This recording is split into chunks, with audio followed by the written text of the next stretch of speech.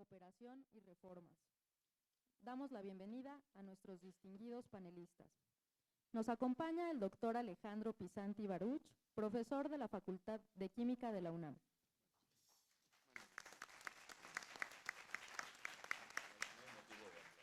El maestro Juan Manuel Casanueva, director de Social TIC.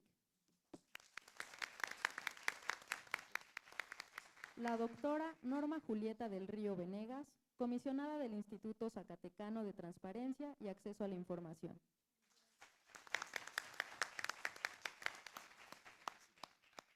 La maestra Claudia Ocaranza Abascal, coordinadora de Periodismo en Poder.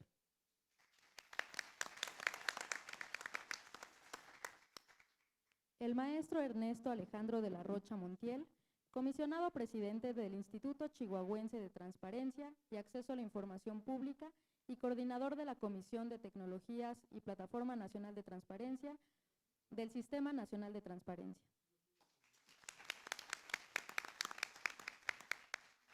Finalmente, como moderador, al coordinador del rediseño de la Plataforma Nacional de Transparencia, el maestro Diego Ernesto Díaz Iturbe, a quien cedemos la palabra.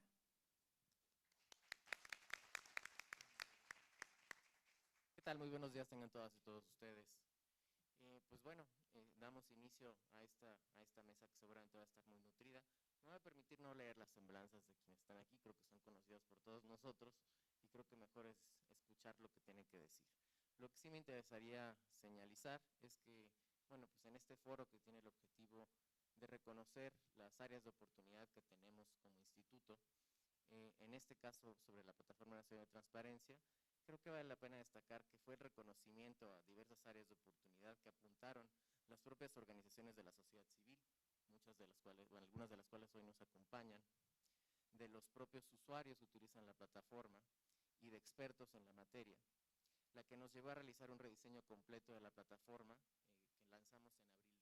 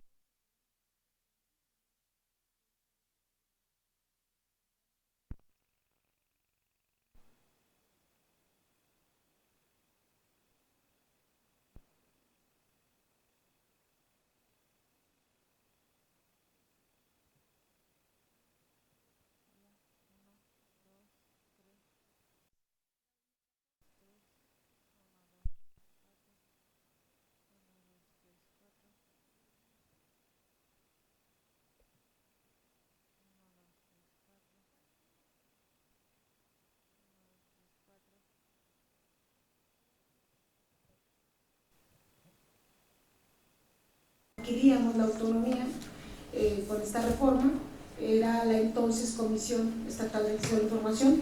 A mí me nombraron 1 de marzo del 2015, entonces yo llegué cuando faltaban algunos meses.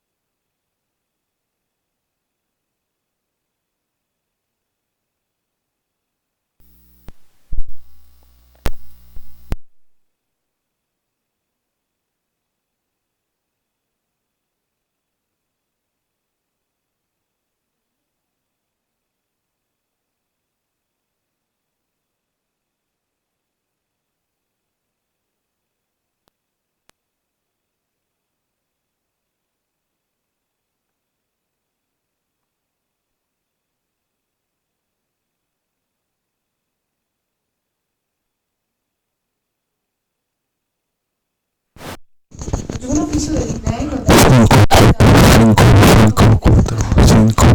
muy bien esa circular, para adquirir toda la infraestructura que necesitábamos para conectarnos a la Plataforma Nacional de Transparencia y el Espacio. Era una casa que se rentaba de 2 pisos, en pésimas condiciones. Bien, después quiero comentarles que al paso del tiempo, bueno, esta lámina, a eso nos enfrentamos. Después quiero decirles que nosotros comenzamos a comprar al año siguiente, nos cambió el panorama. Bueno, les platico rápido. Se llega más de 2015, obvio, eran muy pocos meses, que no pudimos entrar de lleno en el tema de la plataforma. Pero ¿qué hicimos? Hablamos con el Poder Ejecutivo, con el titular, le hicimos ver la situación. Puedo decir también que es de mucha voluntad política, porque los gobiernos sí tienen recursos, o sea, se pueden dar prioridades. Entonces, sí nos apoyó. Primeramente, a los 2 meses nos cambiamos a un edificio en el cual hoy estamos todavía, un edificio inteligente, un edificio muy bien. Adquirimos en diciembre de ese año,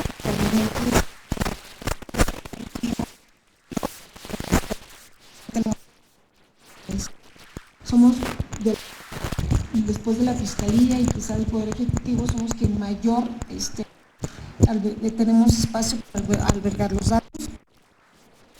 El sistema para bloquear y cuidar los datos. También compramos una planta de luz y las pilas, las baterías, todo lo que se requiere para ello, y hicimos un sistema de respaldo. ¿Por qué les hablo de todo esto? Porque el presupuesto, cuando llegamos, como les dije,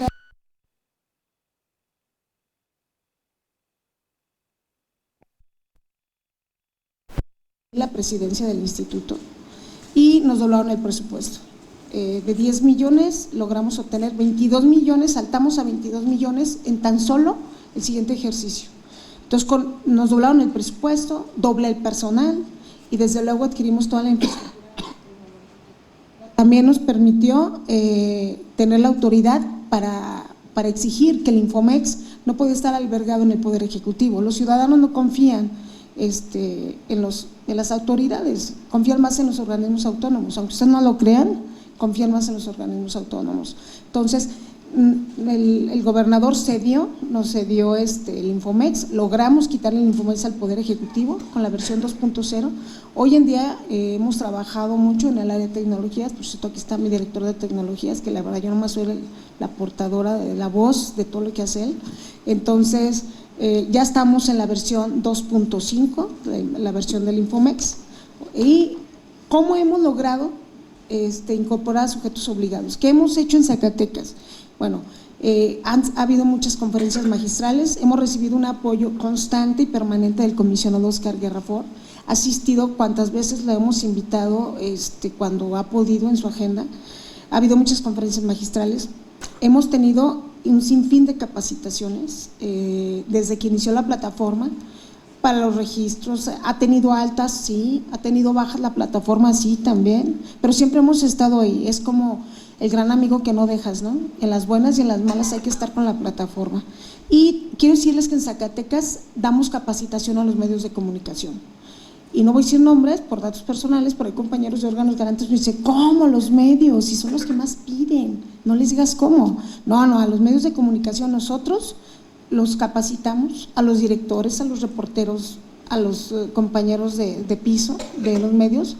Constantemente van a nuestro laboratorio, creamos un laboratorio para capacitaciones en este edificio que tenemos espectacular, y capacitamos constantemente a todos los medios de comunicación desde el año 2016. La incorporación de sujetos obligados. La plataforma, como todos ustedes saben, pues tiene 4 módulos, 3 son públicos y uno es el interno, donde trabajamos con el CIGEM y SICOM, la información pública, el de solicitudes y el de queja. El CIGEM y SICOM. El CIGEM y SICOM, me faltan 2 minutos ahí, bueno. El CIGEM y SICOM, es que me tiene nerviosa, Diego. El CIGEM y SICOM, quiero decirles que se pensó, se planeó y se llevó a cabo. Alguna vez el comisionado Oscar Guerra nos dijo, ¿por qué no comienzan ustedes con el y nosotros le dijimos, pero ¿cómo le hacemos, no? Ahí es una batalla, digamos, pero cordial entre el área jurídica y el área de tecnología, ¿no? Pensamientos diferentes, pero un fin común. Que ya no fueran aleatorias, perdón, que fueran aleatorias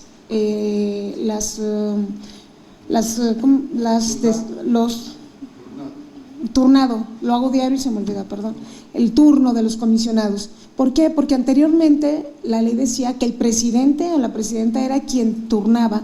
Entonces, pues tú veías y dices, no, este es contra el Poder Ejecutivo, no, que lo resuelva ¿no? Entonces, tú tienes el poder de estar turnando, pero también eso se presta pues a corrupción, se presta a que no hay transparencia en estos procesos y estamos en un órgano de transparencia. Nosotros en octubre del 2017 hablamos con el comisionado Oscar Guerra Fort, le dijimos, le vamos a entrar, le entramos y en octubre, noviembre y diciembre lo logramos y fue en febrero que lanzamos del 2018 el CIGEM y SICOM, estuvo el comisionado Oscar Guerra, estuvo el comisionado Eugenio Monterrey, estuvo el gobernador de nuestro estado presente en este evento donde lanzamos y pusimos en marcha el CIGEM y SICOM. Quiero decirles que hoy en día, me daba el dato comisionado, somos 10 quien lo manejamos en el país, 9 entidades y desde luego el INAI, pero nosotros fuimos los primeros, también antes que el INAI, de poner en marcha el CIGEM y SICOM.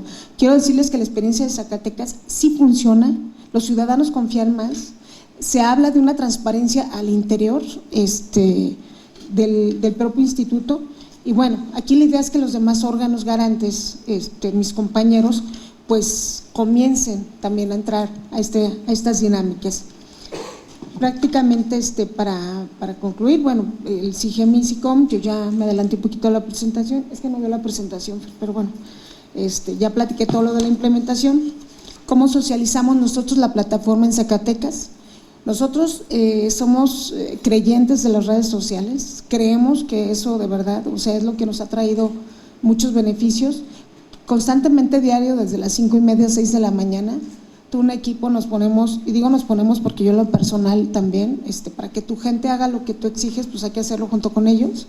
Desde las 5:30 de la mañana estamos en las redes, estamos promocionando la plataforma, estamos promocionando las ventajas de la plataforma hoy en día con este rediseño que se hizo, el fácil manejo de la plataforma.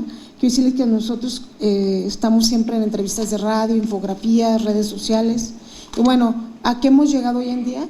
Pues hace alguna semana dieron a conocer, nos enteraron de los resultados de una evaluación que hace el INAI sobre la plataforma, donde vienen presupuesto contra número de habitantes, registros y demás, y fueron pues 5 categorías, donde en las 5 Zacatecas ocupamos el primer lugar.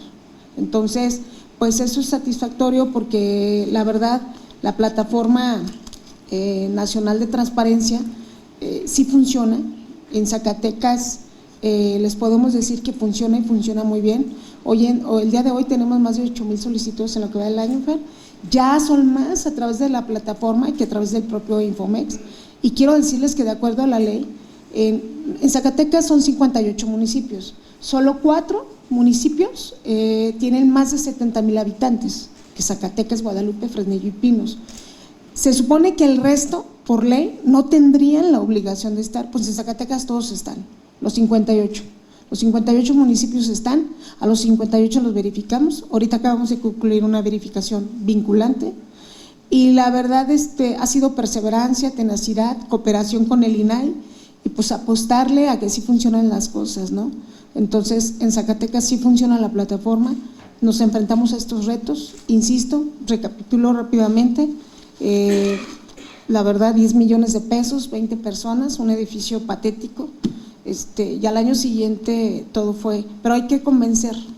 ¿Para qué sirve la herramienta? Y la herramienta sirve para la información pública y pues es lo que yo puedo aportar de las experiencias de Zacatecas, los retos, las ventajas y el éxito que ha tenido la plataforma y vamos a seguir cooperando y coadyuvando en las mejoras que se pretendan, ¿no? Es cuanto. Gracias.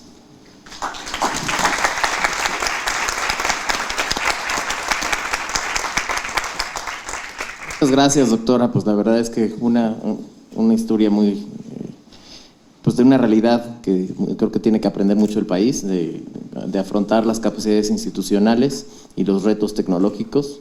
para incorporar, como lo dijo, a todos los municipios y a todos los sujetos obligados. Ojalá esto permee a otros sujetos obligados. Le cedería la palabra ahora a la maestra Ocaranza Bascal.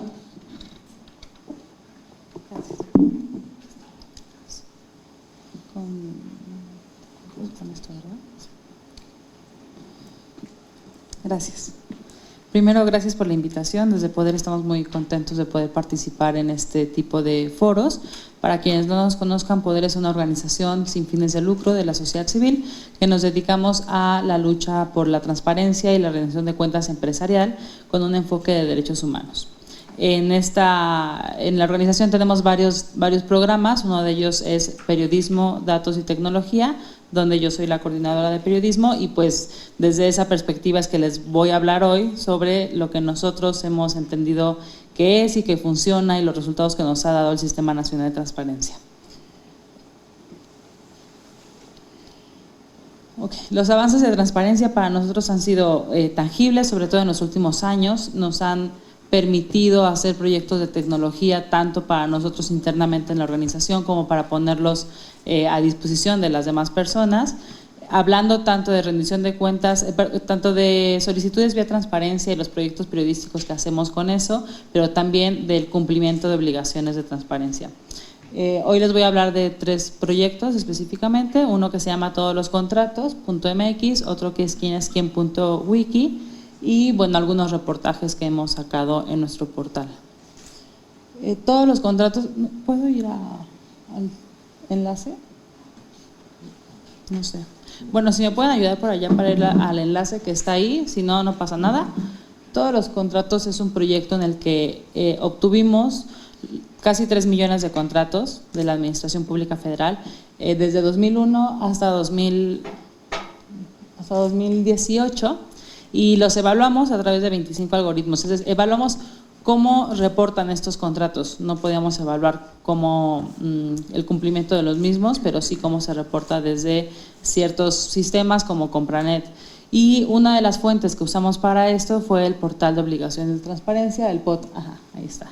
Entonces, si bajan un poco, podrán ver el proyecto, un poco se explica cómo se midió todo, los resultados que obtuvimos, se mide cada dependencia, cada contrato, se hace un agregado, y usamos 25 algoritmos para medir ciertos rasgos de cómo se reportan los contratos en México.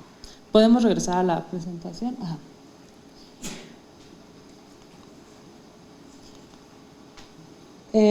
Como les decía, usamos algunos contratos o todos los contratos del POT hasta donde era pues obligado que se reportaran ahí, e igualmente los de Compranet. Lo que hacemos es obtener los contratos de las bases de datos de Compranet y del POT, y luego eso lo sacamos con unos algoritmos y luego los evaluamos con otros algoritmos y tenemos esto. Las ventajas que encontramos del POT es que podemos descargar las bases de datos, cosa que antes no se podía hacer, y entonces las bases de datos de los contratos que se reportan en el POT suelen ser como bastante organizadas como bases de datos, como estructura de datos. Sin embargo, las desventajas del POT es que no hay muchos datos que son necesarios para hacer este análisis. Hay campos vacíos, inconsistencias, hay duplicidad de contratos entre Compranet y el POT, y eso complica un poco nuestra labor, ¿no? Hay, por ejemplo, también en el proyecto de todos los contratos un reporte un poco corto de 10 malas prácticas que encontramos de cómo se reportan los contratos en México. Esto en relación del cumplimiento de obligaciones de transparencia que tienen los sujetos obligados de reportar ahora en el CIPOT todos los contratos que ellos hacen, ¿no?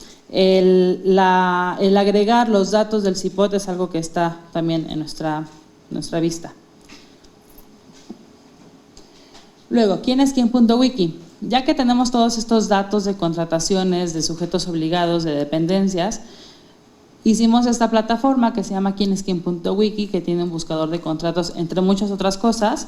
Básicamente, quién-es-quién.wiki es una base de datos que muestra las relaciones y las conexiones entre las élites políticas y económicas de México y de América Latina.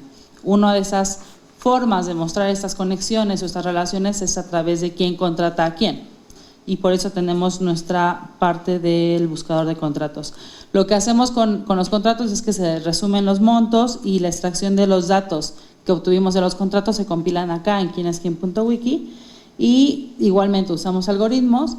Y bueno, básicamente esta es una herramienta que usamos nosotros internamente para hacer nuestros reportajes, nuestras investigaciones y en la organización también para las investigaciones, pero es una herramienta que ponemos al alcance de todos para que la gente, los investigadores, periodistas, personas interesadas puedan buscar y encontrar contratos, descargar bases de datos, hacer como ciertos ejercicios y también ver qué tan bien o qué tan mal reportan las dependencias los contratos.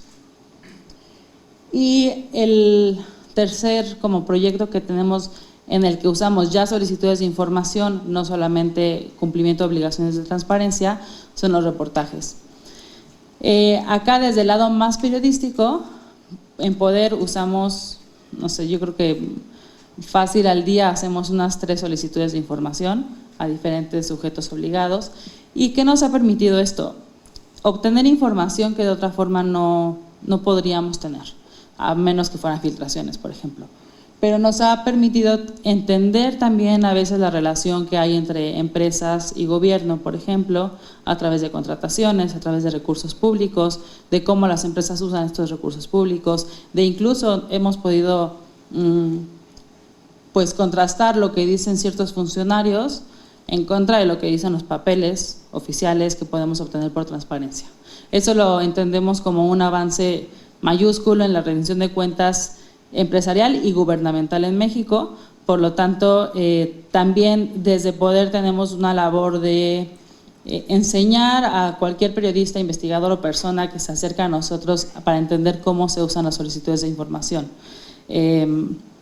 Y también, por ejemplo, para meter recursos de revisión, ahora que lo decía la doctora Julieta de cómo funcionaba esto, cómo se turnan, etcétera, pues los recursos de revisión es algo que a nosotros usamos todo el tiempo, que metemos todo el tiempo y que peleamos todo el tiempo y que creemos que podrían ser un poco más sencillos.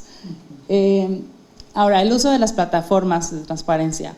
Esto es importante y lo quise poner porque usamos ambas plataformas de transparencia y hemos encontrado ventajas y desventajas en ambas y creemos que se puede avanzar hacia algo como más integral, que pueda tener un poquito de ambas y que pueda ser como más fácil. De Infomex encontramos que permite algunas funciones que la Plataforma Nacional de Transparencia no. Por ejemplo, buscar tus solicitudes de transparencia con los sujetos obligados. En la PNT eso no lo puedes hacer. Y también por estatus, si está terminada en tiempo o está retrasada. Y bueno, en general Infomex requiere menos clics para llegar a tu solicitud de información que la PNT. De la PNT encontramos que además de que ya puedes agregar más solicitudes de información en una sola tirada, lo cual te ahorra mucho tiempo, pues también te permite presentar recursos de revisión más fácilmente, por ejemplo, lo cual Infomex no lo permite, ¿no? O no tan fácilmente. El problema que hemos encontrado con la PNT específicamente es que hay como estas formas de engañar al sistema, en el que a veces los sujetos obligados suben cierta información que no es la respuesta, es solamente un aviso de que no te van a de que está la respuesta y de que puedes pasar, por ejemplo, y luego no dejan un teléfono o no dejan cierta información de cómo puedes obtener entonces la respuesta, y eso el sistema lo califica como que es cumplimiento, entonces ya no puedes hacer mucho más. Desde la sociedad civil, específicamente desde Poder y desde el trabajo que hacemos tanto para tecnología, rendición de cuentas, transparencia y periodismo, creemos que si bien se ha avanzado muchísimo en los últimos años en cuestión de transparencia y se nos ha habilitado a sociedad civil y a personas en general, a periodistas también, el uso de esta información y de estos datos, creemos que es necesario más apertura de datos, más apertura de información. También sería bueno hablar de los formatos en los que nos dan estas respuestas. Muchas veces no son formatos editables, son PDFs, aunque tú lo pudieras pedir en un Excel o en un CSV y no se te da así, aunque la dependencia lo podría tener, y entonces ya es tu decisión de si te vas a recurso de revisión o lo peleas o metes una nueva solicitud. Pero creemos que podría ser más fácil este proceso de obtener información. Igualmente hemos encontrado que hay ciertos sujetos obligados que no tienen nada de disposición en entregar información y creemos que el INAI tiene que seguir siendo este órgano como garante de que ellos cumplan. Y también, claro, creemos que si bien actualmente el estado de la transparencia en México y de la solicitud de información es abierto para todo el mundo, porque todo el mundo supuestamente lo podría hacer, desde sociedad civil creemos que todavía se queda en ciertos niveles, ¿no? Que todavía la forma de presentar solicitudes de información no está totalmente democratizado. Y sería importante, como ya hay muchos recursos, justo ayer lo hablábamos Diego y yo, videos, etcétera, que explican cómo hacer este tipo de solicitudes de información, cómo revisar el CIPOT, etcétera. Creemos que podría estar todavía más democratizado y que más gente pudiera acceder a este tipo de información y no necesariamente tener que pasar por periodistas o por investigadores. Gracias.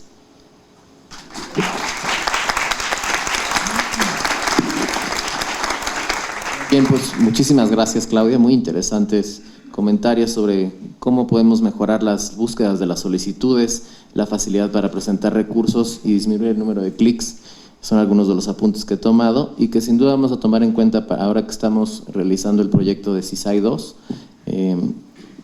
para incorporarlo a la plataforma. Y bueno, y sin duda también mejorar los formatos y mayores datos abiertos. Muchas gracias. Le cedería ahora el uso de la voz al doctor Alejandro Pisanti. Muchas gracias. La voz y algo con que transmitirla. Muchísimas gracias, muy buenos días. Quisiera empezar desde luego por agradecer la confianza del doctor Oscar Guerra Ford en invitarme y del INAI y entrevistas que tuve hace algunos años con el ingeniero José Luis Hernández que fueron sumamente valiosas para lo que voy a presentar ahora. Voy a hacer una presentación de orden más general que creo que puede ser útil en la revisión que se está haciendo de la plataforma. Perdón por los horribles anteojos, estoy recientemente operado de cataratas y todavía no estoy de regreso a mi normal para ver de cerca. Las experiencias en las que me he basado para planear esta presentación incluyen un contacto muy antiguo con el entonces IFAI, después INAI, en diversas formas, entre ellas la oportunidad con la que me distinguieron de ser miembro de los jurados del Premio Nacional de Innovación para la Transparencia en distintas ocasiones, que me ha permitido ver el enorme impulso que hay desde la sociedad civil, desde algunas instancias de gobierno, en todos los órdenes de gobierno, y también desde la comunidad técnica de México, que es una comunidad muy activa. Hay un interés ciudadano importantísimo en el acceso a la información, creo que lo han manifestado muy bien Claudia y la doctora Norma Julieta. Hay capacidad de desarrollo de sistemas y aplicaciones, la disponibilidad de datos abiertos, de formatos, de respuestas, bueno, no voy a insistir mucho en ello, pero la necesidad de que los formatos mismos sean abiertos, la información no esté protegida por derechos de autor, etcétera, parece que siguen siendo algo que hay que subrayar. La existencia de sistemas como los de acceso a la información es un promotor de la ruptura o del salto de la brecha digital, es un impulso al uso de la tecnología. Desde luego tiene que ser acompañado con el desarrollo de una estrategia digital de alcance nacional y las estrategias digitales en los estados y cuando se puede en los municipios, en las instancias a veces ya no alcanzan los recursos para hacer grandes planes, pero una visión integral es muy importante. Y desde luego el diseño de estos sistemas, más allá de lo tecnológico, tiene que contemplar los muy diversos incentivos que se generan tanto estructuralmente como en el contexto político cambiante del país.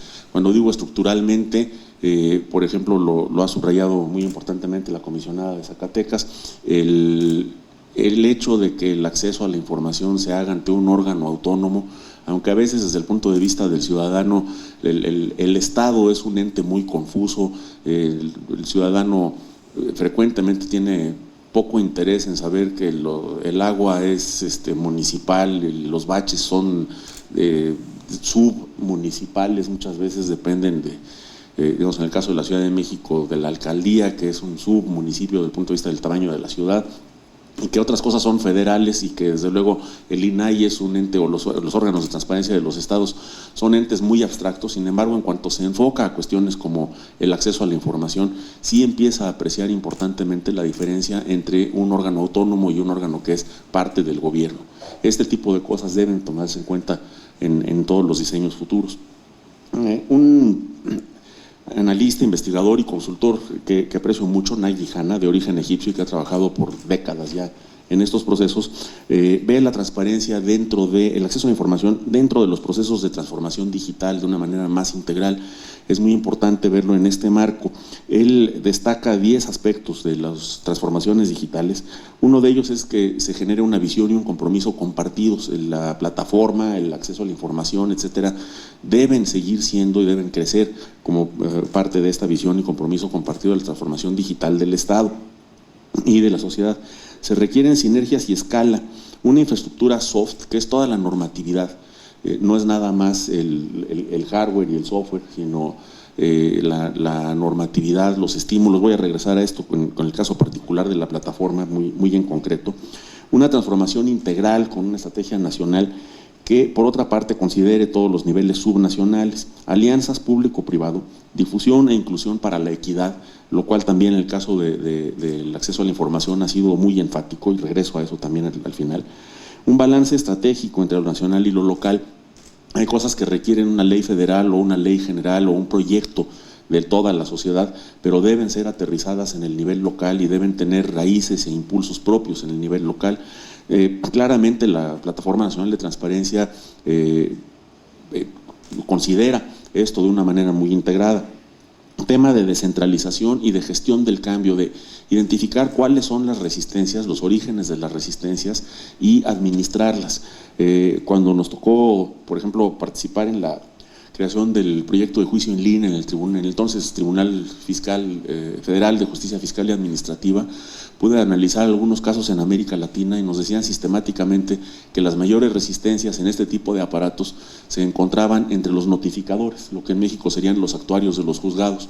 Es la gente que más pierde poder cuando todos los procesos de notificación se vuelven electrónicos.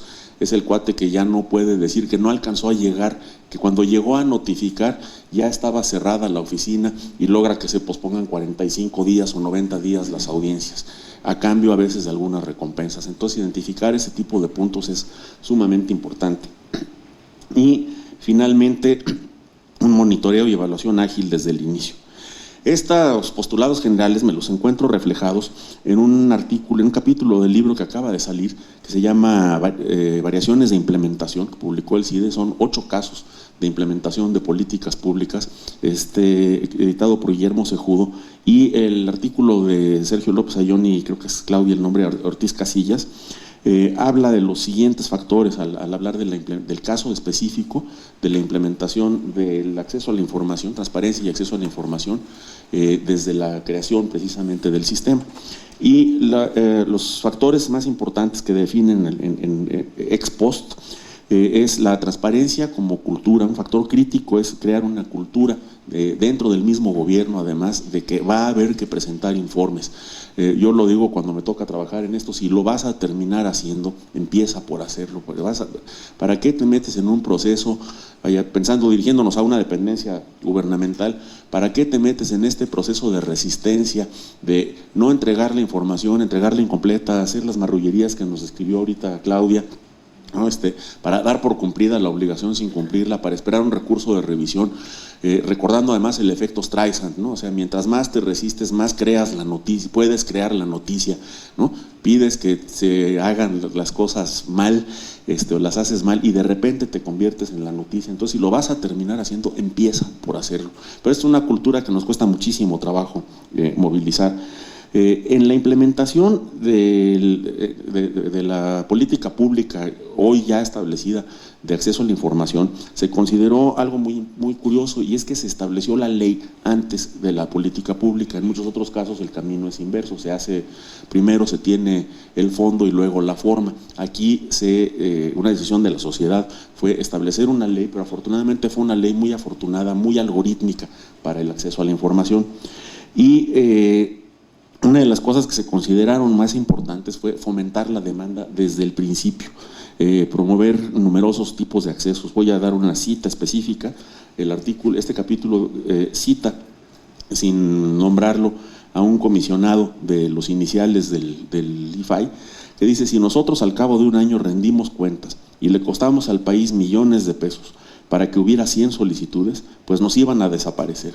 Entonces teníamos forzosamente que crear un mecanismo para que hubiera miles de solicitudes, y la forma de que hubiera miles de solicitudes era: 1, que la gente pudiera hacer una solicitud desde la comodidad de su recámara en la noche; 2, darle la vuelta a la ley para que su nombre no quedara como algo obligatorio, que no tuvieran que acreditar su responsabilidad.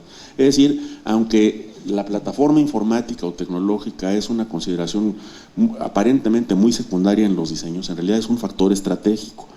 Y voy a pasar rápidamente a dos puntos finales. En el primero, una de las cosas que subraya este artículo y que creo que tenemos que seguir trabajando es la importancia de una teoría causal en el diseño y la creación de estos sistemas, más allá de la plataforma informática, pero incluyendo la plataforma informática. Con esto se refieren a que todo el sistema debe hacer explícita y debe verificar si cumple una teoría de cómo va a producir los efectos deseados. Si nada más se crea el instituto y la gente solo sabe que existe el instituto, tiene un presupuesto, etcétera, no vamos a producir un cambio. Si sabemos, por ejemplo, que la plataforma es accesible, que no se requiere identificación personal, sabemos que eso produce miles de solicitudes, sabemos que eso fuerza a las dependencias gubernamentales a abrir su información, a presentar en tiempo las respuestas, e incluso puede crear una competencia entre ellas, como se hace además complementándola con los concursos, para que se generen ahora incentivos positivos hacia la transparencia. Y algunas consideraciones actuales a la hora que se está planteando una nueva versión y un nuevo acceso, un nuevo ataque, perdón, quiero decir, para no confundir con las palabras, a este problema, con muchos más sujetos obligados, con un refinamiento en todas las solicitudes. Los que han platicado ya y los que falta de hablar de ONGs, sociedad civil, nos van a mostrar mucho lo que voy a decir a continuación. Primero, ningún sistema, y esto es una consideración que se suele omitir porque se da por obvia, pero hay que hacerla explícita: ningún sistema de información va a ser mejor, o informático, va a ser mejor que el análisis de casos de uso en el que se base. Ningún sistema va a ser mejor que el análisis de casos de uso. Quiero enfatizar esto: si nosotros no volvemos desde el INAI, los institutos estatales, etcétera, a ver cuáles son los nuevos sujetos obligados, desde el caso de uso de ellos, que es proveer la información, generar la información, hasta los casos de uso cada vez más sofisticados, como el que ya nos mostró Poder, ahora toda ONG, por pequeña que sea, tiene un par de especialistas en Big Data. Si no los tiene en México, los tiene fuera. Tenemos capacidades analíticas extraordinarias. Necesitamos proveer esa información para esos casos de uso. ¿Qué quiere hacer la gente con la información? Es lo primero que es importante. Segunda lección: federar sistemas es singularmente difícil, especialmente cuando estos sistemas han crecido de manera autónoma y silvestre, como puede ocurrir sobre todo con la proliferación de sujetos obligados. No es que haya más sujetos obligados, es que la ley obliga a más sujetos, y además la presión de la sociedad obliga a los obligados a cumplir con su obligación. Perdón por el casi trabalenguas aquí, pero entonces tenemos que ver los casos de uso también de esos sujetos obligados, y a lo mejor cuestiones como generar estándares, normas, irnos a una NOM de cómo se provee información, cuáles son los formatos, para que no pase lo que mencionaba Claudia, que te encuentras decenas de campos vacíos y la información prácticamente es inútil, aunque oficialmente se ha cumplido la obligación. El diseño basado en colocar un front-end integrador delante de sistemas diversos puede ser el único remedio que se tenga, pero desde el punto de vista de los resultados que se van a obtener, los dolores de parto, puede ser muy, muy complejo. Y las demandas de los usuarios no van a hacer nada sino crecer en frecuencia, diversidad, profundidad y complejidad, y con expectativas crecientes de rapidez, completez y precisión en la respuesta. Finalmente, la transparencia, las obligaciones de transparencia cumplen con una función importantísima, que es darle forma particular a la memoria de la sociedad. Van mucho más allá del día a día de la transparencia, constituyen la memoria de la sociedad. En la era digital, la memoria de la sociedad se ha vuelto de grano mucho más fino, se ha vuelto mucho más extensa, tiene posibilidades de ser mucho más permanente que nunca, pero al mismo tiempo tenemos que cuidar que no se pierdan lo que mi gurú y tutor Vinton Cerf habla de las Digital Dark Ages o edad oscura digital, que es la posibilidad de que enormes cantidades de información que hoy tenemos digitalizada y accesible dejen de serlo por falta de cuidado, por descuidos, como que el material magnético de las cintas o discos se pierda, se caiga, se despegue, que el material plástico o metálico aplicado de los CDs y DVDs se dañe físicamente con el tiempo o la humedad los afecte, o que algunas cosas que están almacenadas en un formato dejemos de tener el software para leerlas. No tenemos que confiarnos nada más de que existen los archivos. Si los archivos, voy a poner un ejemplo hipotético, si los archivos municipales del Cabildo de Fresnillo se construyeron en WordPerfect 5 y ya no tenemos, ya nadie sabe qué es WordPerfect 5. Si necesita una plataforma, alguien tiene todavía una copia de WordPerfect 5 instalable, pero ya nadie tiene MS2 para correrlo, vamos a perder esa memoria, y esto es una de las consideraciones a largo plazo que el instituto y la plataforma van a tener que tomar en cuenta. Es una función social a 100 años. Aquí en la UNAM hay un grupo, el que dirige el doctor Juan Buchás, en el Instituto de Bibliotecológicas e Información, que se está ocupando precisamente de esos temas de preservación a 100 años. Y esto, junto con otros factores que Internet ha introducido, como la masificación, los problemas de identidad, las reducciones de barreras de acceso, las reducciones de fricción, la necesidad de proveer la información o las acciones de manera inmediata, son los retos que yo veo dentro de la gran escala, digamos, para la plataforma. Muchas gracias.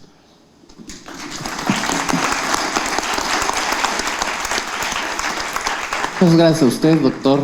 Muy interesantes reflexiones, una fascinante historia sobre las políticas de acceso y su vinculación con la plataforma.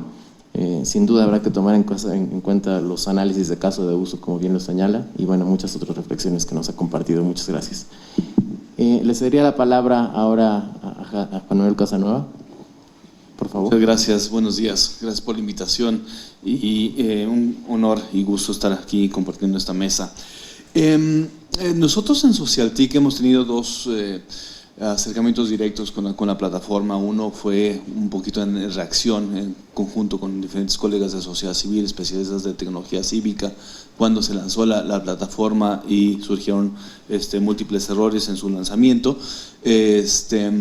Y uno que es muy reciente, que todavía no terminamos, si hubieran hecho foro en 3 semanitas después, hubiera sido fantástico, hubiera tenido una gran presentación para ustedes, pero que tiene que ver con, estamos tratando de identificar cuál es la demanda ciudadana de información.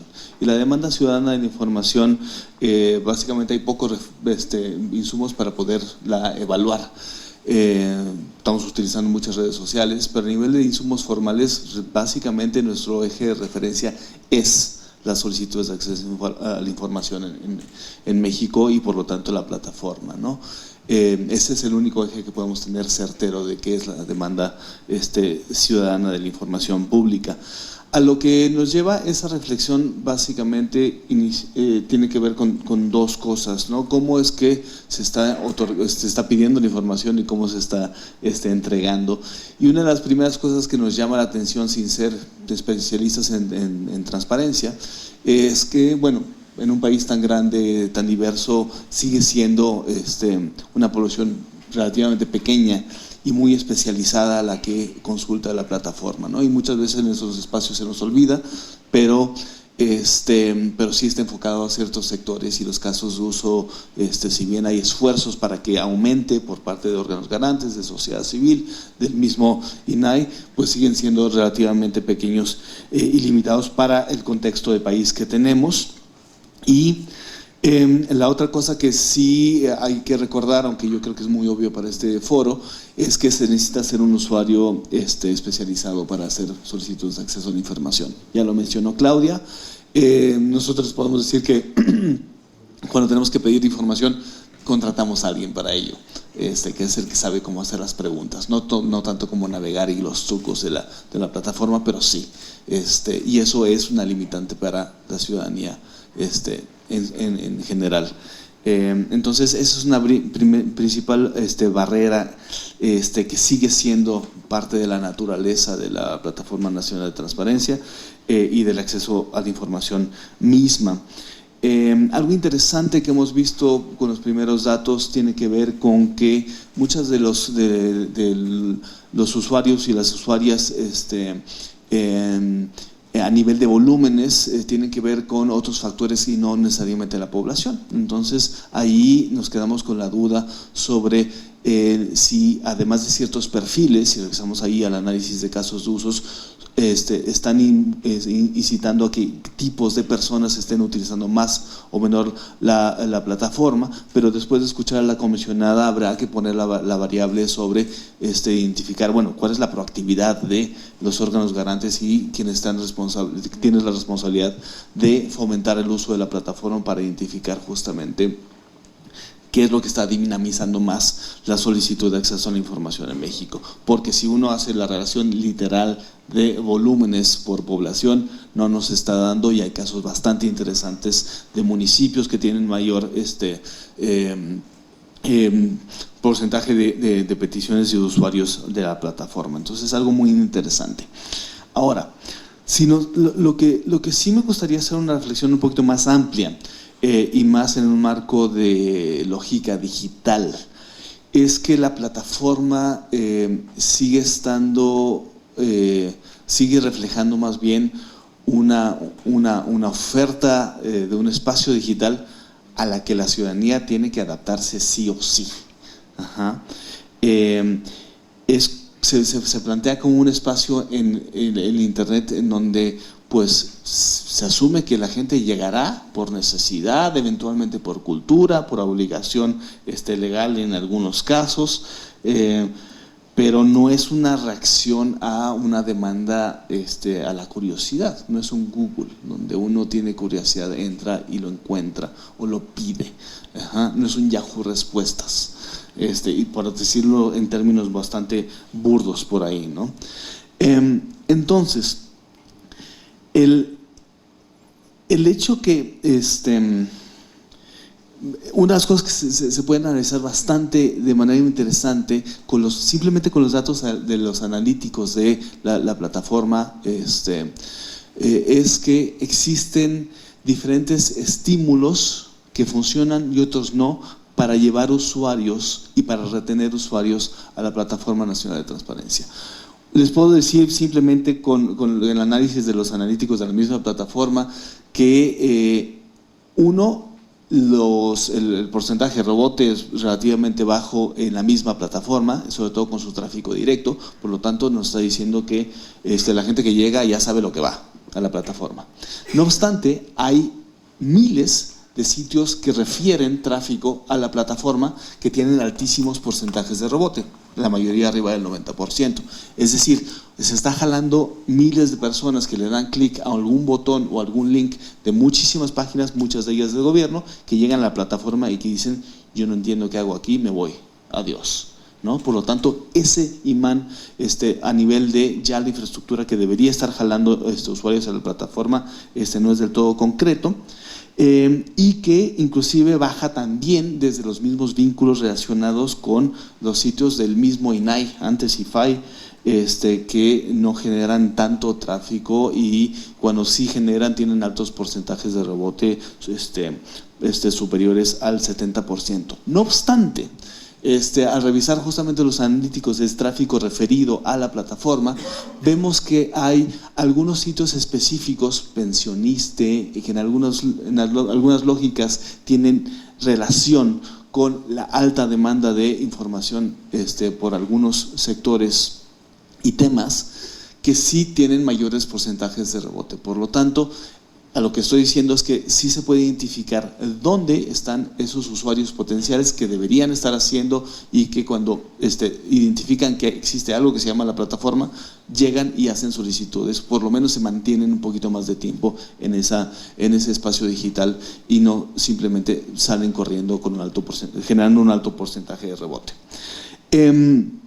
La otra cosa interesante simplemente de los analíticos que estamos revisando es que la búsqueda orgánica de Google genera los mayores tiempos de permanencia en la plataforma. Por lo tanto, posiblemente sea obvio, pero si alguien está buscando cómo hacer solicitudes, llegó al lugar adecuado y posiblemente se quedó para eso. No tenemos certeza de saber eso cómo se refleja en per se las solicitudes, pero por lo menos sí a nivel de ganchos tiene bastante claro que la curiosidad, la necesidad de hacer una pregunta se está canalizando orgánicamente a través de buscadores hacia la plataforma.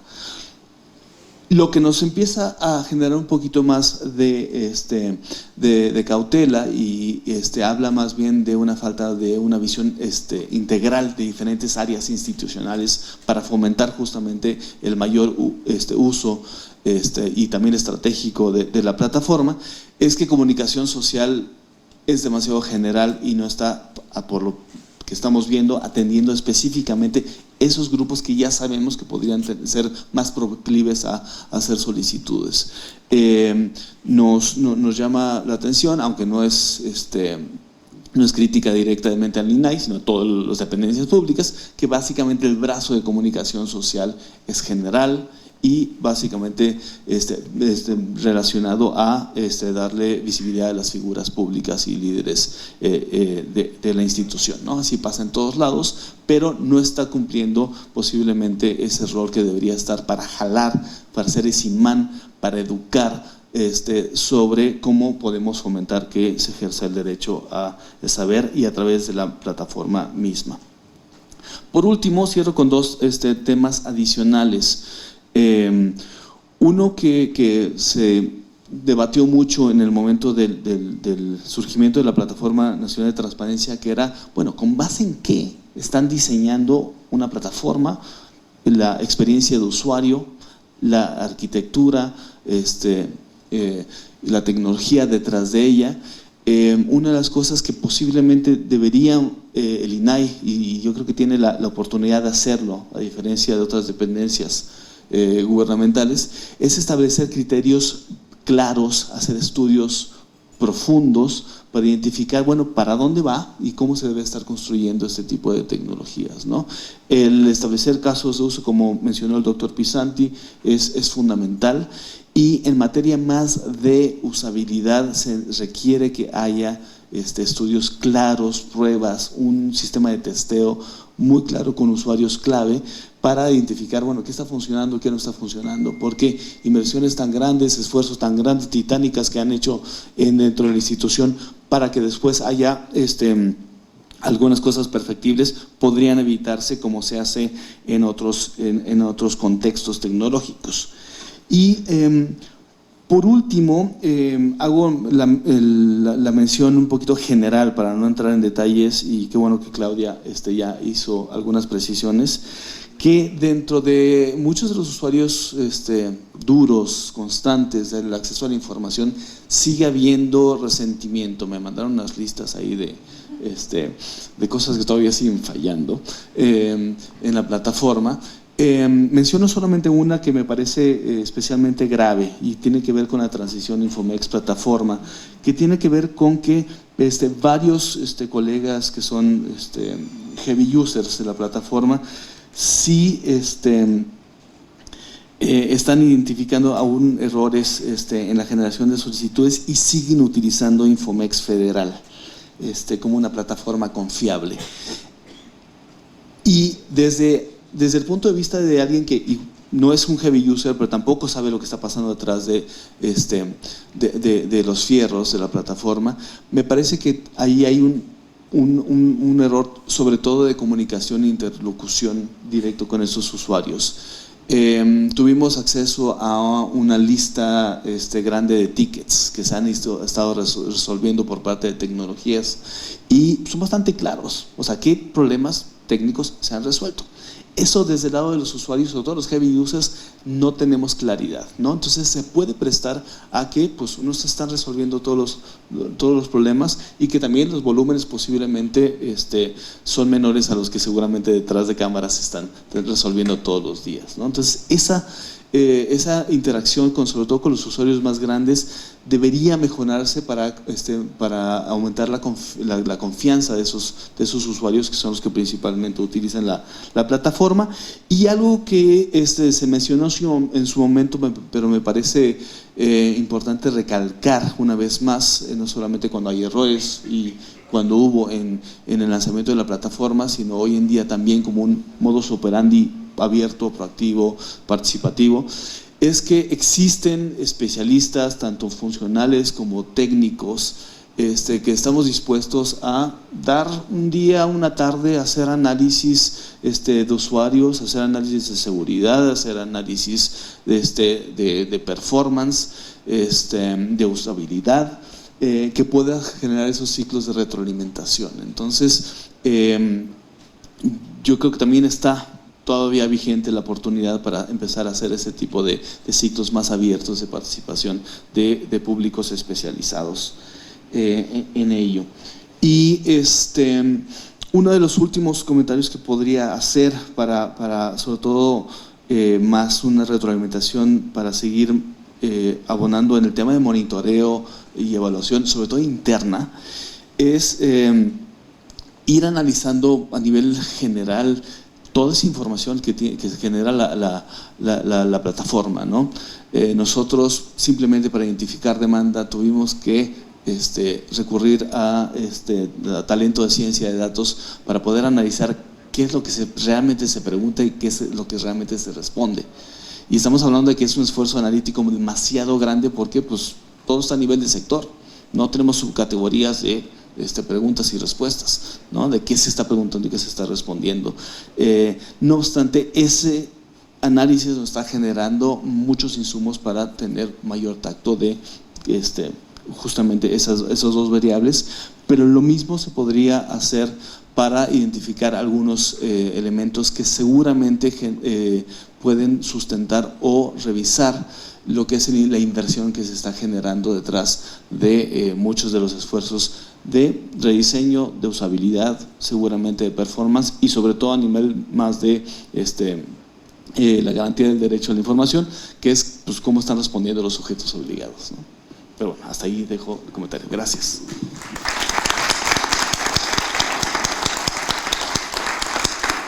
Juan Manuel, pues muchísimas gracias. Una lista importante de áreas de oportunidad, de cuestiones que podemos mejorar.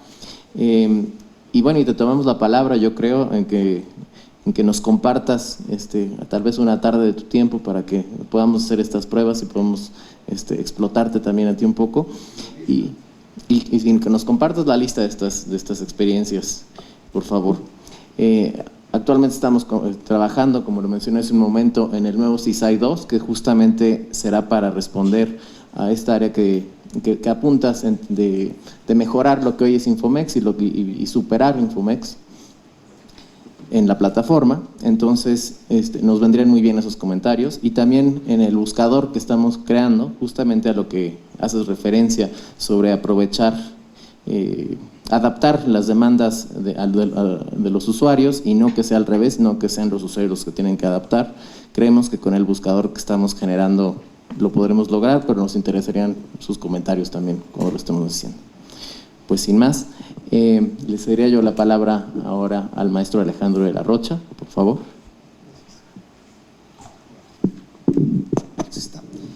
Muy bien, primero que nada, muy buenos días. Como el resto, agradecer la invitación, la oportunidad de estar aquí, mi primera vez en la universidad, en la máxima casa de estudios, para nosotros es un gran honor. Pues yo traigo una presentación y una serie de temas que comentar, pero como me toca el último, pues me retroalimentaron muchísimo, ¿no? Y como fiel a mi costumbre, quienes ya me conocen y quienes no, pues lo conocerán, es que mis exposiciones son algo espontáneas. Voy a hablar un poquito, no como, ahí se va a enojar Oscar, pero no como defensor de la plataforma, pero tampoco como crítico, sino plantear una realidad. La hemos vivido como coordinador, la hemos vivido como integrante del pleno o del instituto en el que represento la presidencia, en el que es en Chihuahua, como usuario, como integrante en su momento de organizaciones de la sociedad civil. Mis antecedentes son de organismos empresariales y que desde hace más de 2 décadas estuvimos impulsando el tema de transparencia cuando no había ni siquiera una ley federal, ya estábamos trabajando a nivel municipal. Comentar algo muy importante que lo marqué aquí, lo subrayé y va a ser, yo creo que una frase o una palabra con la que siempre cuando hablemos de la plataforma la deberé de mencionar, que efectivamente es un elemento, un factor estratégico, ¿no?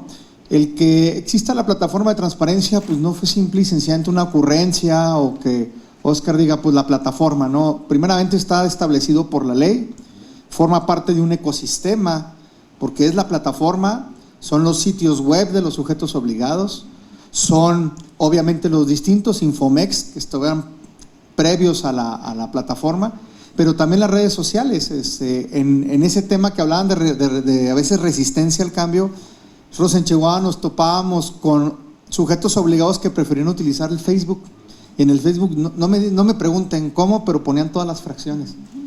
Y entonces, obviamente, ¿por qué se está utilizando estas tecnologías? Porque yo les platicaba, cuando arrancábamos con el tema de transparencia como sociedad civil, pues antes trabajábamos un esquema que se llamaba Sintra, Ciudadanos por Municipios Transparentes, y aplicábamos un cuestionario, te decía, publica en físico o medio electrónicos la nómina. No, pues la realidad de las cosas es que el gobierno empezó a decir, oye, pues sí, la nómina aquí la tengo en el cajón, ¿verdad? Sí está en medio físico, pero su acceso, su disponibilidad, la facilidad de que el ciudadano se traslade. Vamos hablando de Chihuahua, que es un territorio enorme, donde hay bosque, en donde hay sierra, en donde hay desierto y en donde las distancias, por ejemplo, entre los 2 polos que son Chihuahua y Juárez, estás hablando de aproximadamente 3 horas y media de camino, pues es difícil, ¿no? Entonces, obviamente que la plataforma es una necesidad y objetivamente es estratégica, que ha tenido una serie de retos. Primeramente, ¿cómo fue su implementación? Simple y sencillamente platicarles, y tomando un poquito de la historia o siguiendo la secuencia que manejaba nuestra amiga, la doctora del Río, en el sentido de que un servidor llega en el 2017 al instituto. Me ha gustado mucho el tema de tecnología, aunque soy abogado, pero vamos a decir que soy fan de la tecnología. Y lo primero que te topas es que el equipo de cómputo son Apple Pro. Dices, qué padre, pero sí de hace 10 años, o sea, eran del 2000, no, de hace 11 años, del 2006.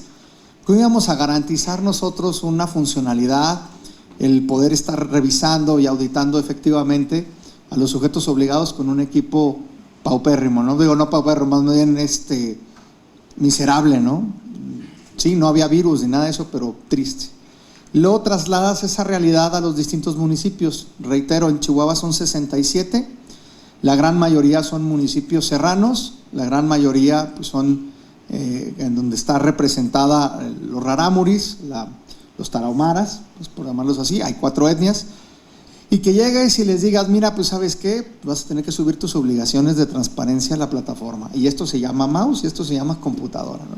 Entonces ese para mí fue uno de los grandes retos de cómo ibas a ir procesando este esquema, ¿no? de trabajo, en el cual definitivamente que el uso de una plataforma, el contar con un sistema que en términos generales se convierte en una de las bases de datos más grandes del país, por lo menos, no sé si pudiéramos compararla internacionalmente con otras, pero por lo menos del país, en la que es indispensable que el sujeto obligado, entiéndase, entes públicos, y también, que ahorita tocará el caso de qué está pasando con las personas físicas y morales que reciben recursos públicos o realizan algún acto de autoridad, pues que tienen que tener una estructura para poder atender el tema de plataforma. Y luego nosotros como instituto, pues somos la cara de que, oye, está muy lenta la plataforma, no puedo hacer solicitudes, es que el filtro, si lo pongo todo con mayúsculas y la información está con mayúsculas y minúsculas, no me la va a reconocer, etcétera, etcétera. Pues bueno, dar la cara. Y cuando llegábamos nosotros decíamos, oye, qué padre, aquí tenemos una mina de datos impresionante, vamos a aplicar todo lo que es Big Data, pero oh sorpresa, ¿no? Pues somos como que los encargados, pero los responsables es el INAI por obvias razones. Yo tampoco no lo critico, yo creo que sí es fundamental que tengamos, ahora sí que oficinas centrales esté coordinando ese esfuerzo, pero no podíamos tropicalizar ciertas cosas que se pudieran ir dando. Luego, el proceso de adaptación, recordarán algunos que ya están metidos que estuvieron metidos desde el principio en el tema, que la plataforma, pues bueno, cuenta con 4 sistemas. El CIPOT, que es el que puedes consultar las páginas o las obligaciones de transparencia en los diferentes portales de los sujetos obligados. El CISAI, que es en el que haces las solicitudes, que yo creo que es en donde los ciudadanos a veces es más cómodo que estar explorando, dicen, no, pues hago la solicitud de lo que pido directamente y si ya está en la plataforma, pues solamente me direccionan. El SICOM-SIGEMI, que es el esquema por la tramitación o sustanciación de los recursos, magnífico, el que podamos una era digital en un siglo XXI, olvidarnos un poco más del papel, poder estar en un proceso en el que podamos, en un sistema, en un Blackboard, estar revisando el estatus de mi recurso de revisión, si ya se aportaron pruebas, qué manifestó el sujeto obligado, si ya cerró instrucción, quién es el ponente y si ya se está poniendo en rojo porque ya se está venciendo el plazo para que me resuelvan. Sí, suena muy bien, pero ahí también hay grandes retos desde el sujeto obligado, retos desde el órgano garante y retos desde el ciudadano. Y no voy a entrar a retos propios de la plataforma, yo voy a tocar otro esquema que nadie ha tocado. Yo soy estructurista en los que hemos llevado planeación estratégica. No puedes planear nada ni hacer nada bien, aunque sea muy bonito en papel, si tu estructura no está en condiciones de atender lo que está en papel. Yo les pongo el caso de nosotros. Nosotros trabajamos a través de un pool de abogados, es un jurídico. Aunque la ley habla ponencias, pues nadie está obligado a lo imposible. Tenemos presupuesto para 5 o 6 abogados. El incremento, que es ahí se va a poner muy contento Oscar, ¿verdad? Que a través de las tecnologías, las solicitudes de información antes de la plataforma nunca llegábamos en Chihuahua a los 9,000. Después de la plataforma ya es habitual tener 15,000. Entonces, pues fue un incremento casi del doble. Pero también eso nos incrementó los recursos de revisión y de pasar a 100, 120, 200 histórico que tenía el instituto. Ahorita estamos manejando aproximadamente unos 800 o 1,200. No se compara lo que maneja la Ciudad de México, o lo que maneja el Estado de México, o lo que maneja el propio INAI. Desde luego que estamos muy lejos, pero el pool son 5 abogados, 6 abogados, y nos estamos desarrollando, porque eso es lo que nos permite la estructura, como antes eran los sistemas inquisitorios, ¿no? En previas, o lo que era antes averiguaciones previas. Un abogado notifica, un abogado integra, otro abogado sustancia, otro proyecta y otro hace los acuerdos de cumplimiento. Entonces pídanme o pídanos que de repente pasemos a un esquema en el que SICOM-SIGEMI te dice, es que ya tienes que pasar todo en línea, ya no vas a batallar. No, es que de todas maneras llegan en físico y tenemos que escanear y tenemos que sustanciar y pues bueno, imagínense, un abogado por cada uno de los comisionados no alcanzamos. Entonces estamos haciendo grandes pruebas. La realidad de las cosas, que esto no es una queja, es una realidad, es decir, oigan, esta es la realidad con la que nos estamos encontrando, es una disposición de la ley. Estoy totalmente convencido de que las tecnologías vienen a ayudarnos. Estoy totalmente convencido que también la implementación de una tecnología es ensayo y error. Imagínense, simple y sencillamente, por cómo está configurada la plataforma, aunque depende mucho la velocidad del internet del órgano garante local, hay una comunicación también con el INAI. Entonces son cuestiones que tenemos que ir trabajando, que tenemos que ir atendiendo. Y luego les digo, el gran reto con la sociedad, ¿no? ¿Cuántos realmente sí están diestros en el tema de subir la información?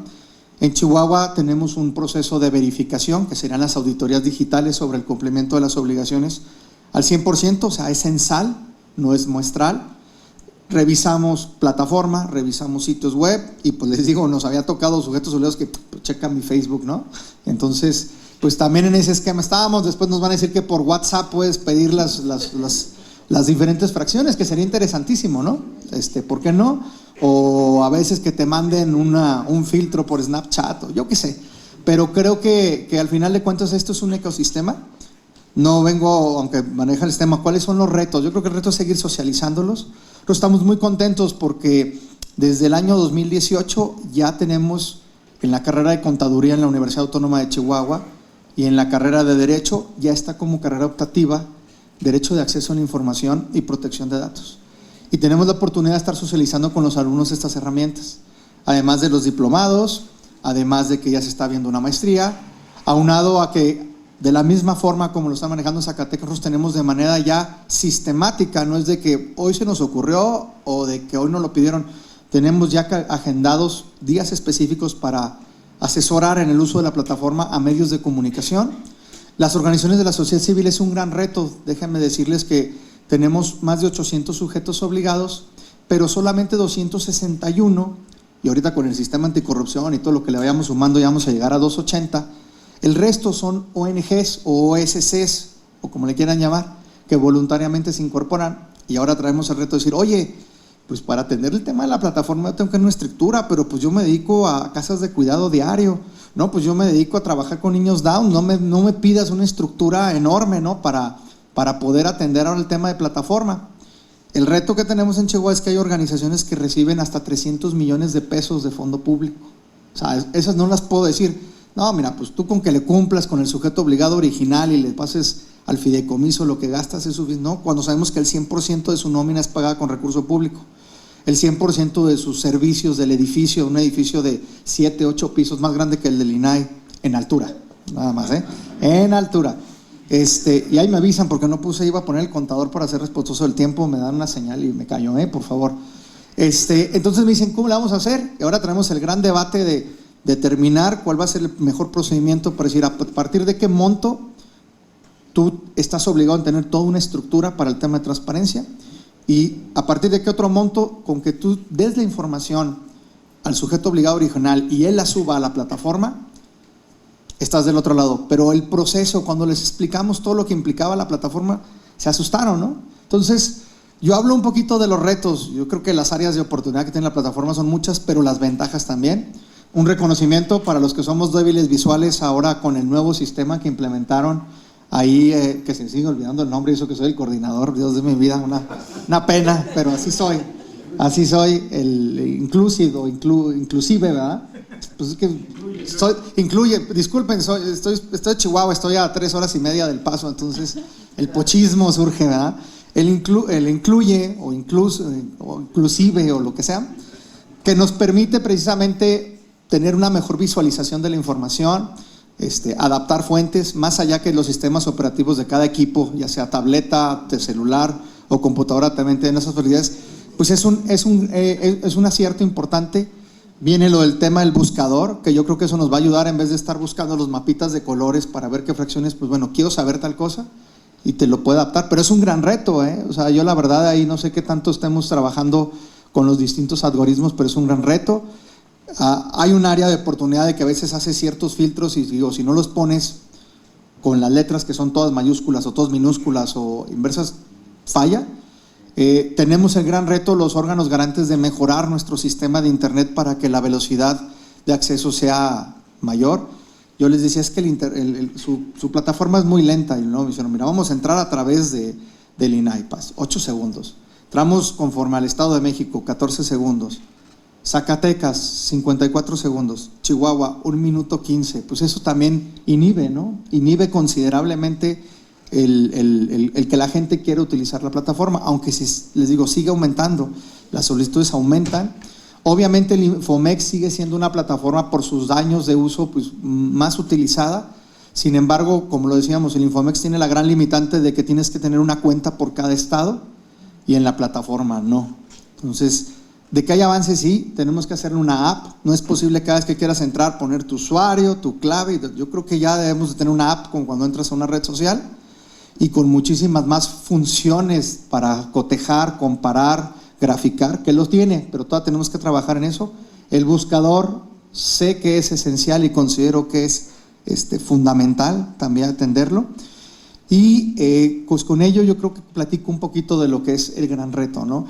Pero también es cierto, es un gran reto, pero ya hay ejemplos claros de que sí se puede. Tenemos alrededor de 14 sujetos obligados que están con el 100% de cumplimiento.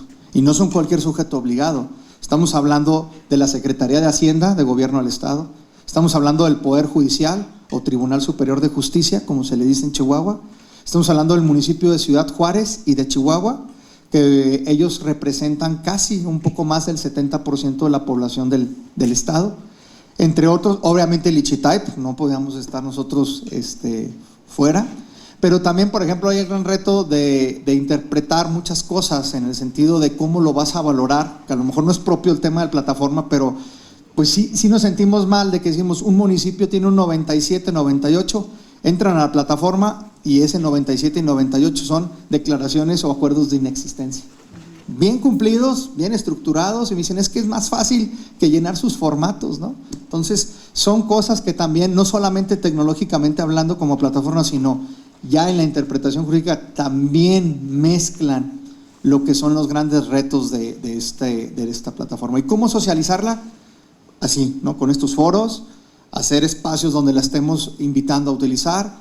Vienen las diferentes caravanas de la transparencia, donde se ponen módulos y la gente puede consultar la información.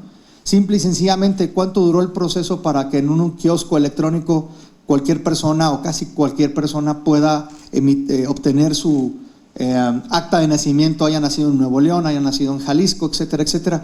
Imagínense, esto tiene desde el 2015 y hay que reconocer el gran reto. Vean el Sistema Nacional Anticorrupción, apenas está desarrollando la plataforma. Aquí el INAI y el sistema tomó el gran riesgo o el gran reto de decir, vámonos, y sobre la marcha, bueno, 2 que 3 manchas, sobre la marcha, vayamos avanzando y vayamos corrigiendo. Yo soy también de esa política. Si nos quedamos en el escritorio planeando hasta que veamos que no hay ningún error, nunca vamos a salir. Entonces, ¿cómo se va a mejorar esta plataforma? Utilizándola, socializando, teniendo canales de comunicación con los diferentes entes. Aquí tenemos varios ejemplos. Allá existen varias organizaciones que son nuestros superclientes, ¿verdad? En el sentido de que están evaluando a los sujetos obligados y sistematizan la información. Uno se llama Plan Estratégico Juárez, que está muy metido con el tema del ejercicio del presupuesto. Otro organismo que se llama Caregua, que analiza única y exclusivamente todo lo que son adquisiciones y determinan gastos discrecionales, cuántos cumplen, que acompañan el contrato con información relativa a catálogo de conceptos o a lo que es el plan de ejercicio, el plan de ejecución de obra, y que van traduciendo, vamos a decirlo así, la información en un lenguaje mucho más, voy a usar la palabra en buen sentido, sexy para la ciudadanía, porque nuestra plataforma tiene toda la información, pero la manera en que la presentamos todavía no es muy sexy, podría decirlo así, ¿no? No es muy atractivo, pero ahí está. Y sí dedica un poco de tiempo, pero la información está y podemos tener también la fortuna o la capacidad de estarla comparando con otros entes y también distintos niveles de gobierno. Muchísimas gracias, ha sido un honor compartir esta experiencia con ustedes. Gracias, comisionado. Interesantes reflexiones sobre las capacidades institucionales, el uso de las TICs, la capacitación a medios de comunicación y, por supuesto, tenemos que tener una app de la plataforma. Pues nos queda nada más tiempo para un breve cierre y una pregunta que llegó aquí para la doctora Norma Julieta, y es: ¿qué incentivos utiliza el Estado de Zacatecas para convencer a los actores políticos de sumarse a las prácticas de gobierno abierto? Es más bien un tema para gobierno abierto, pero ya que está por aquí la comisionada, yo creo que es importante aprovechar.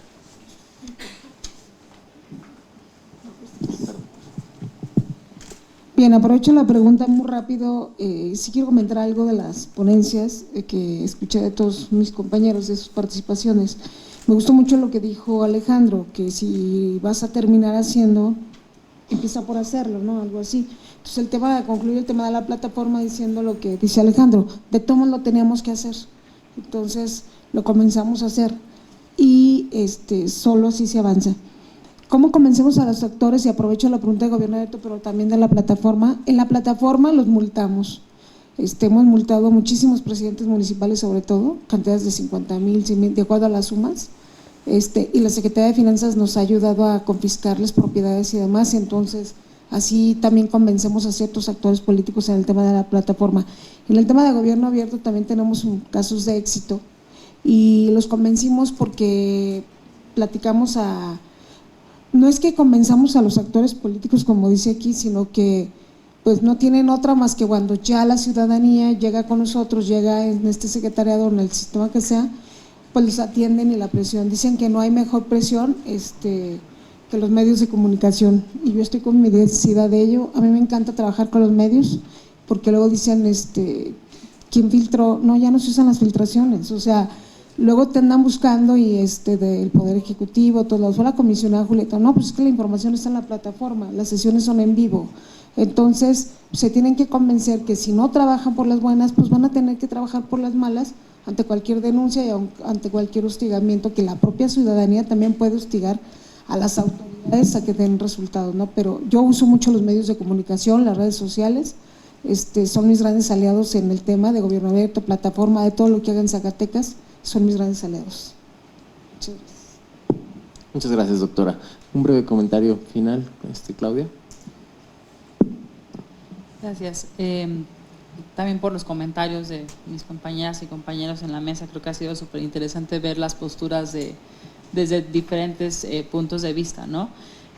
Solamente mencionar que efectivamente yo creo que la prensa tenemos un gran poder y podemos ser aliados en este tema, ¿no?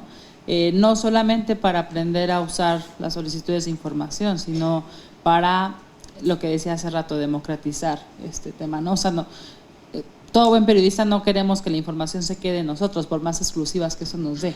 Queremos que la sociedad sepa cómo hacer estas cosas, ¿no? Y que la use para lo que sea que ellos lo quieran usar. Y solamente agregar una cosa más, que es, por más que hablemos de tecnología y por más que hablemos de plataformas, que es el tema en este momento, tampoco podemos olvidar que seguimos siendo humanos, y algo que en mi opinión ha hecho muy bien el INAI es su Centro de Atención Ciudadana, que tampoco está tan democratizado. O sea, incluso yo conozco periodistas que usan el sistema de transparencia, pero no, cuando se encuentran con algo que no saben cómo resolver, no saben que existe este Centro de Atención Ciudadana a la sociedad. Entonces, el reconocimiento al INAI por esa parte, y también el llamamiento a saber que no todo es tecnología, ¿no? Y usar también estas herramientas que todavía nos conectan pues como humanos, y al final del día a veces sí necesitas levantar el teléfono y escuchar la voz de alguien más que te dice, puedes hacer esto, o puedes meter un recurso de revisión. Gracias. Muchas gracias, Claudia. Doctor Pisanti. Muchas gracias. Primero, reiterar el agradecimiento ahora, además, por haber tenido la oportunidad de escuchar lo que he oído de los otros ponentes. Realmente un gran trabajo.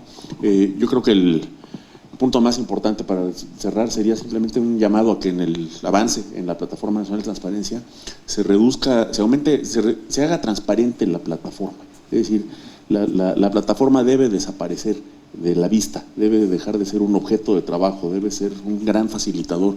Y de los factores que mencionaba, digamos, cómo cambia Internet las cosas.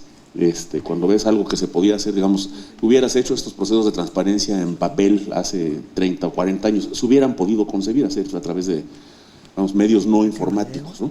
Lo que cambia es una gran masificación con efectos de red en algunos casos, la posibilidad de manejar la identidad desde el anonimato, que es muy valioso, hasta también un peligro, hasta identidades muy firmes e indespegables, digamos, de las personas. Los efectos transjurisdiccionales, que en nuestro caso, cuando pensamos en efectos transjurisdiccionales en Internet, pensamos solamente en cómo los criminales que hacen phishing esconden su identidad trabajando desde la República de Moldova, ¿no? Pero tenemos efectos transjurisdiccionales muy fuertes dentro del país, que son un factor además de fricción que hay que eliminar cuando la normatividad cambia del Estado al municipio a la federal.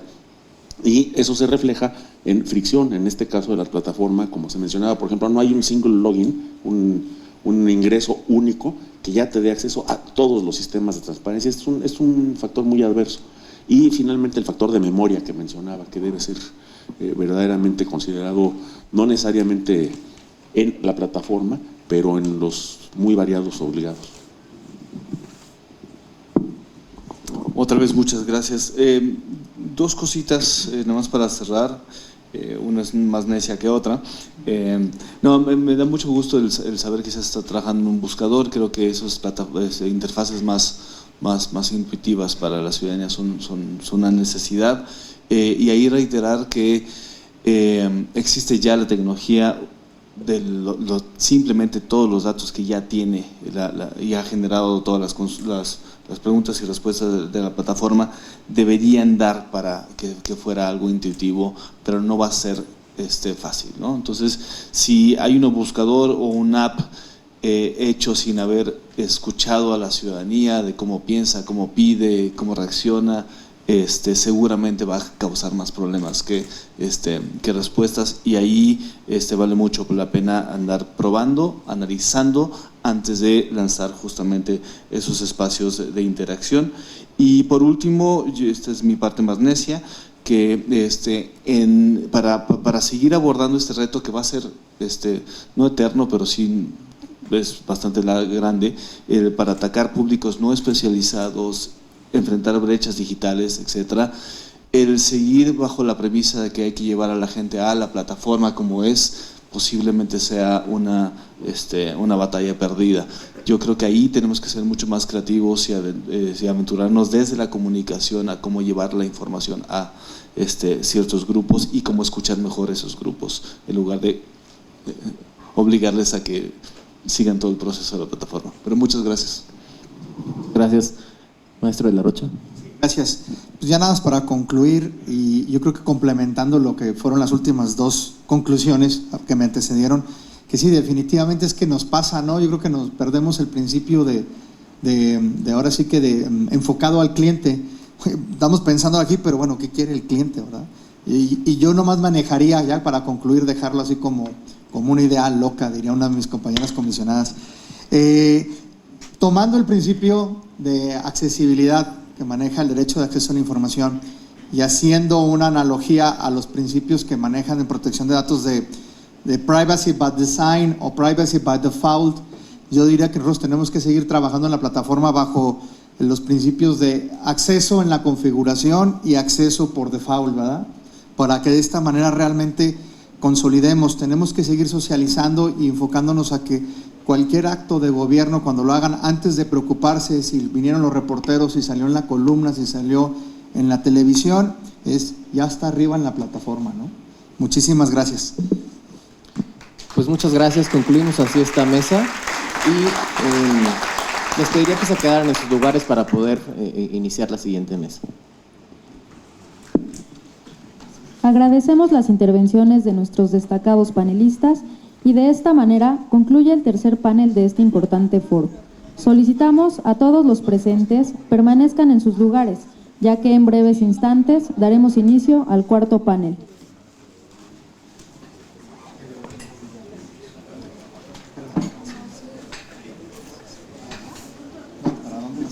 Ahí está. Es que estas luces me siento profesional. Bueno, más hacia atrás, vamos corriendo. Aquí.